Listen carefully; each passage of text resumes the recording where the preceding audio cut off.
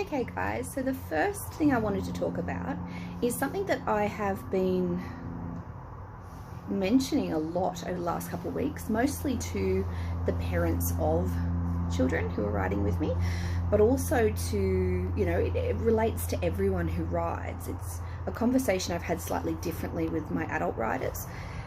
But basically, horse riding lessons are not just about learning to horse ride, which sounds really ambiguous.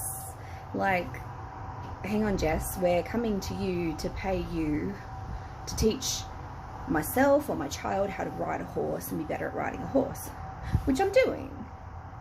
But in the process, I'm teaching you so much more. I'm teaching and developing understanding, because it's not just all me. Like, you have to put in the work and you have to put in the time and the patience to step back from situations. So I'm developing your skills in non-verbal communication, which is super important, because we can talk all day to a horse, but if we're not giving the right non-verbal signals, horse isn't going to do it. You don't add the right pressure, you don't do the right turn, whatever it is, the horse is not going to excel and perform the way you want. We're working on humility.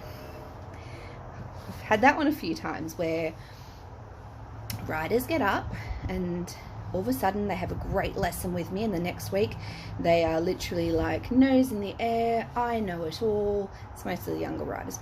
Nose in the air, I know it all. And then I turn to them and I say, just remember, one good lesson does not mean every lesson is good. And when you fall off, it's going to hurt more than just your body. It's going to hurt your pride. And making people understand that every time you mount that horse, you handle that horse, you walk up to that horse, it, being just by its pure nature, can embarrass the hell out of you. It really can. So understanding how to have humility, even if you're the best of the best. Understanding that if you don't do something correctly, the outcome isn't correct. So, for example, one of my riders wasn't having a great day, and she was just she was expressing herself by not putting in the same work as normal, is the best way to put it. She was just sort of flopping around on top and pretending not to hear or understand, waiting to be babied through it, which is something that I'll do if I will support you. I call it babying. It's not babying though. Please don't take that the wrong way. I support and sort of coddle a little bit, because I want you to build your confidence and I want to be your support system. But when I know you can do it, I step back and I expect you to do it. The same as I expect my horse. If I'm bringing in something new or something that's scary, I'll coddle you a bit, I'll support you a lot, but once I know you can do it, I'll step back and I expect that of you. Okay, this is the situation, do your job. So she was flopping around a bit, and I could just see from my years of doing this, and I've been teaching for well over 12 years professionally now, and a little bit casually on the side before that, that something had happened during her day or the days before, and she was expressing herself in a, oh, who cares, just flop around, have a bit of fun sort of way. But she wasn't having fun doing it.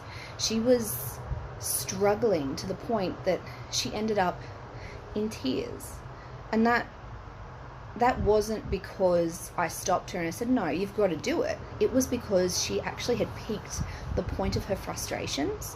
She'd flopped and she'd bounced and she'd daydreamed and she'd done as much as she could to try and avoid the fact that she was really at the edge of her energy and her emotional sort of status, and that Phoenix, while doing what she was asking, was not actually what she wanted him to do, which she thought she was asking. So she had to hit that point, shed some tears, and the moment she did that, she sort of made space in herself mental space, emotional space that she could then go out and she rode, and it was fabulous. Like, it was 1,000 times better than what she did. And I told her that, and she was still really down on herself and not happy with me because I'd pulled her up. And I said, no, I want you to take a walk, go and do it again. And she did it again, and she came back with a smile. And I said, you see, sometimes we have to have humility. We have to embarrass ourselves. We have to reach the point of, I just can't do it anymore. Have that moment of just release, whether it's getting off the horse and yelling, or if it's just sitting up there and blubbering for a minute, or, you know, jumping up and down, doesn't matter. And then she was able to go and ride. A rider who dismounts but waits for someone to catch them, and they hit the ground on their bum. That's embarrassing. Hop up, do it again. Learning those other skills, learning how to cope with personalities, learning how to cope with energies that you don't understand what they're asking, learning how to talk to an animal that can't verbalize. That's what horse riding is about.